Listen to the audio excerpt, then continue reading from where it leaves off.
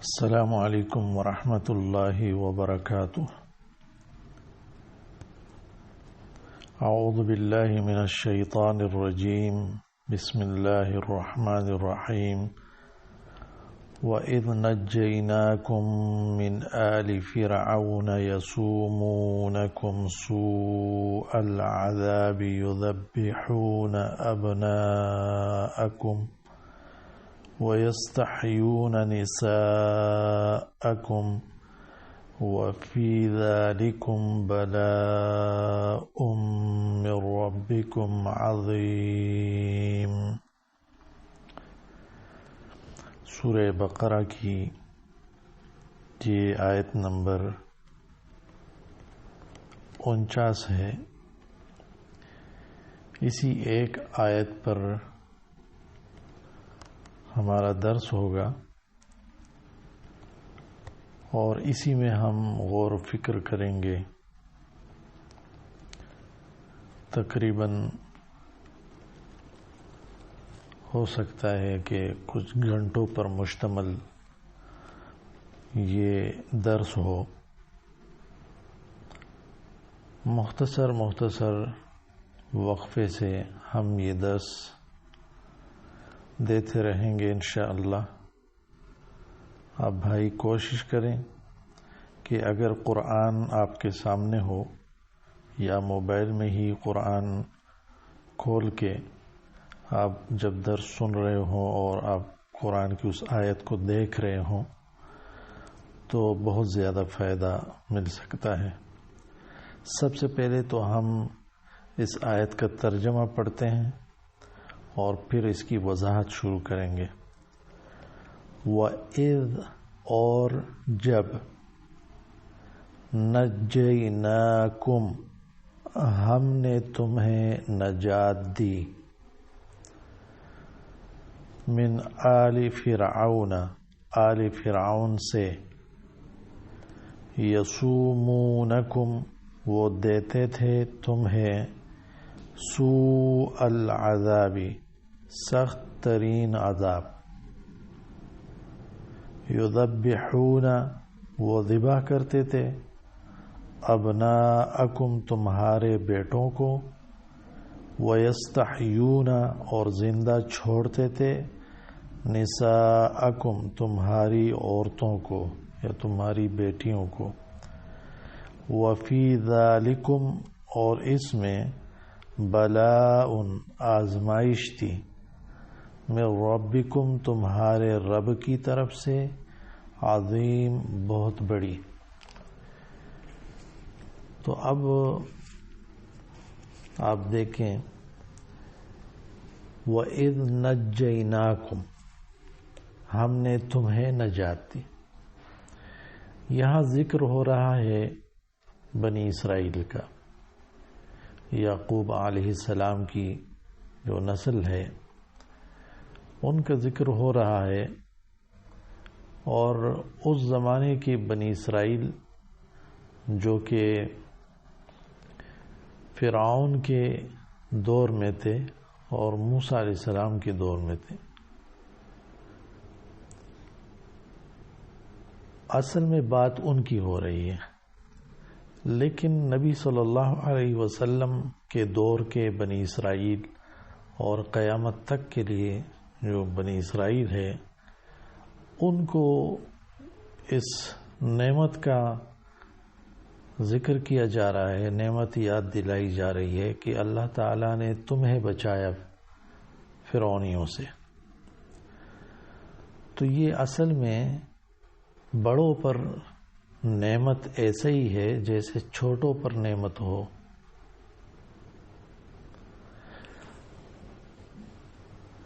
یعنی جو پہلے بنی اسرائیل پر احسانات ہوئے تو یہ بھی تو ان کے باپ دادا تھے نا، تو ان پر جو نعمتیں ہوئی، جو احسانات، جو انعامات ہوئے، وہ بھی دراصل ان پر بھی نعمت تھی۔ اچھا، اب اس کو اس ترتیب سے سنیں کہ بعض اوقات آپ کو لگے گا کہ ایک بات کی تکرار ہو رہی ہے، لیکن کوئی تکرار نہیں ہوگا۔ مختلف تفاسیر میں جو نئی باتیں آئی ہوں گی تو ان نئی باتوں کا میں تذکرہ کروں گا. تو آپ کو ہر تفسیر میں اس ایک آیت کے اندر کچھ نئی باتیں مل جائیں گی، اور یہ ہم غور و فکر کے ساتھ جو ہے اس کو پڑھیں گے اور سمجھنے کی کوشش کریں گے.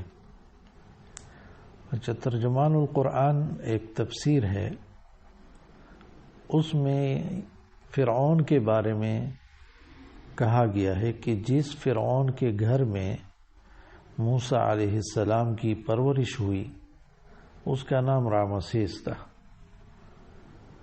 اور جو غرق ہوا، ڈوب گیا پھر بعد میں دریا میں، تو وہ منفتح تھا اس کا نام. یہ ہوئی فرعون کے بارے میں ایک بات. اچھا، اس آیت میں یہ ایک لفظ آیا بلاء، آزمائش. بلاء آزمائش کو بھی کہتے ہیں اور نعمت اور احسان اور انعام کو بھی کہتے ہیں. تو یہ یہاں تو کہا جا رہا ہے کہ فرعونی لوگ جو ہے تمہارے اولاد کو، تمہارے بیٹوں کو ذبح کرتے تھے اور بیٹیوں کو بے حیائی پر لاتے تھے. تو یہ انعام کیسے ہوا؟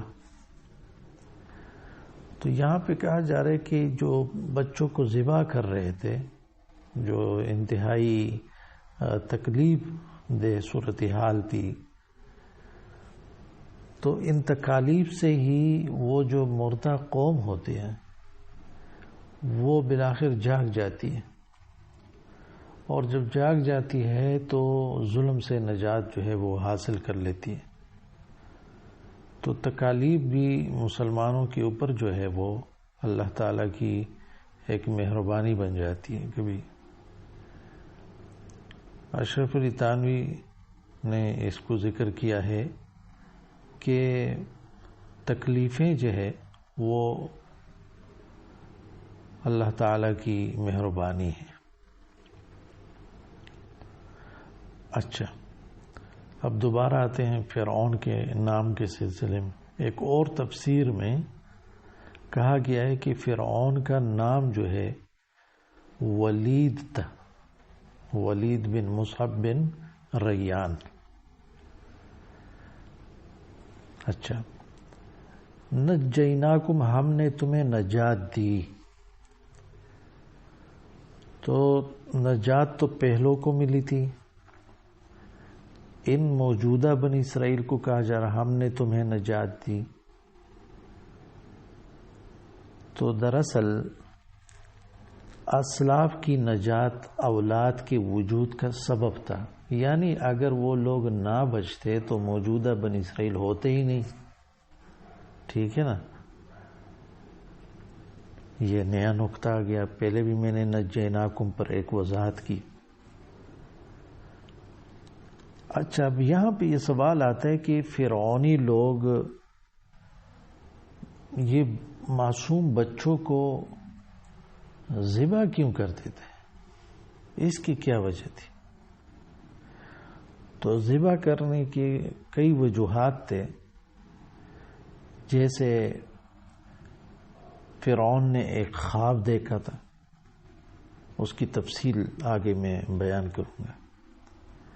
ان کی کاہنوں نے ان کو پیشگوئی کی تھی اس خواب کی بنیاد پر.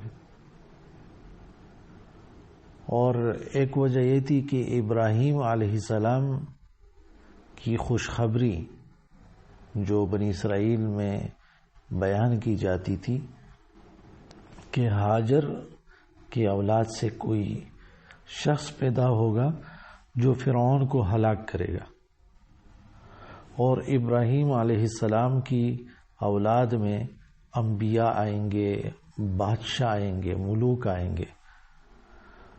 تو اس وجہ سے فرعونیوں کو اور فرعون کو یہ فکر لاحق ہوئی کہ میری بادشاہی کو خطرہ ہے.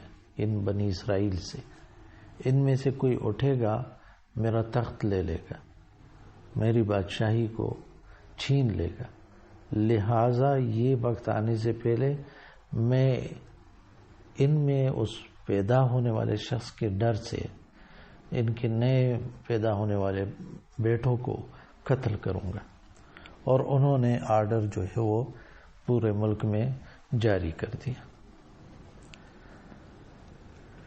اچھا، اس آیت کے اندر ایک لفظ یہ بھی آیا ہے یستحیون، تو یستحیون کے کئی معنی ہیں۔ ایک مطلب اس کا تو وہ عام ہے کہ زندہ چھوڑتے تھے، تو زندہ رکھنا، اس کو زندہ چھوڑتے تھے۔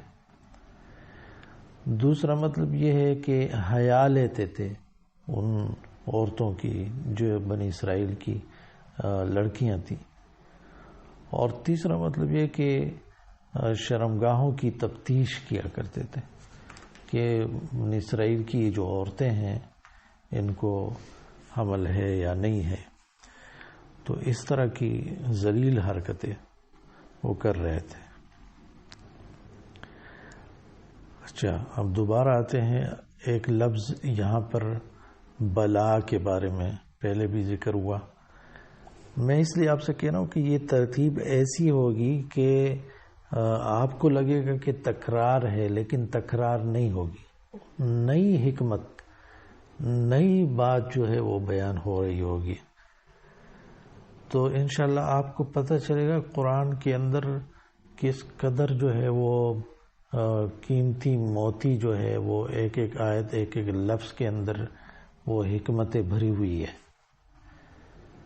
اور اس میں تو کوئی شک نہیں، ہر مسلمان کو پتہ ہے۔ لیکن ہم جب خود اس کو سنتے ہیں یا خود اس میں غور و فکر کرتے ہیں، ہمارا ایمان تازہ ہو جاتا ہے، ایمان میں اضافہ ہو جاتا ہے۔ تو البلا کی ایک اور وضاحت کی گئی ہے، ہی العلم بحقیقت الشیء وحقیقت الانسان ایضا یعلم عند النعمت او النقمت۔ بلا جو ہے اصل میں کسی چیز کی حقیقت کو جاننے کو کہتے ہیں، اور انسان کی حقیقت بھی تب معلوم ہوتی ہے جب ان کے اوپر کوئی انعامات ہوتے ہیں، کوئی نعمتیں، عظیم نعمتیں ہوتی ہے، یا کوئی مصیبت اور تکلیف اور آزمائشیں آتی ہیں۔ تو ایسی صورتحال میں بندہ نکل کے سامنے آ جاتا ہے کہ یہ اصل اس کی جو پرسنالٹی ہے، اصل اس کی جو شخصیت ہے وہ کیا ہے۔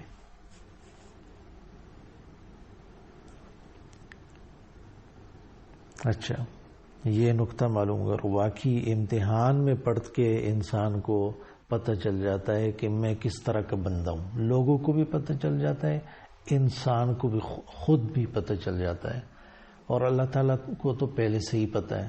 تو امتحان لانے کا جو مقصد ہوتا ہے اللہ تعالیٰ کو تو پتہ ہوتا ہی ہے انسانوں کا، لیکن ان انسانوں کو خود اپنے آپ کا پتہ چل جاتا ہے میں کتنے پانی میں ہوں، اور لوگوں کو بھی پتہ چل جاتا ہے۔ اس آیت میں یہ جو فرعون کا نام ذکر ہے، تفسیر اشرفی میں ہے کہ فرعون کی عمر 400 برس تھی۔ اچھا، ان کو فرعون کیوں کہا جاتا ہے؟ کیونکہ آگے ذکر ہوا، پہلے ذکر ہوا کہ ان کے نام مختلف تھے، کچھ اور نام تھے جو میں نے ذکر کیے۔ تو فرعون کیوں کہا جاتا تھا؟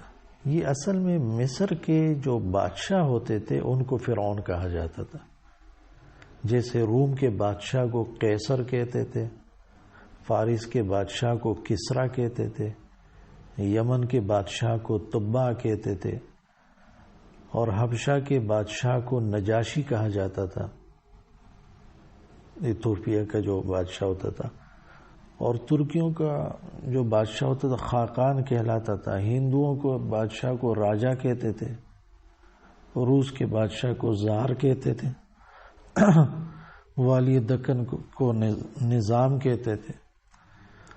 تو یہ اس وجہ سے ان کا بھی جو نام پڑ گیا تھا مصر کے بادشاہوں کا، ان کو فرعون کہا جاتا تھا، اور اس کی فرعون کہنے کی وجوہات کیا تھی یہ بھی آگے انشاءاللہ میں ذکر کروں گا۔